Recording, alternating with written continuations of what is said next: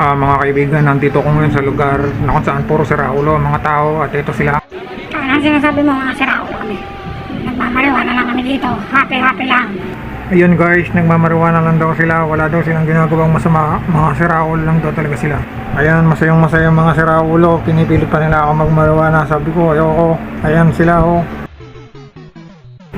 Itong isang to, mukhang sabog na. Ayan o, ang lakas siyang umitit, binubuga pa sa akin na ba? Tarantado yata itong isa na to. Baka gusto mong makaltukan kita, ha? Nahihilo na ako sa amoy niya. Mga kaibigan, nasabog na din ako sa mga hayop na to, pinagbubugahan ako. Heavy na ako mga kaibigan.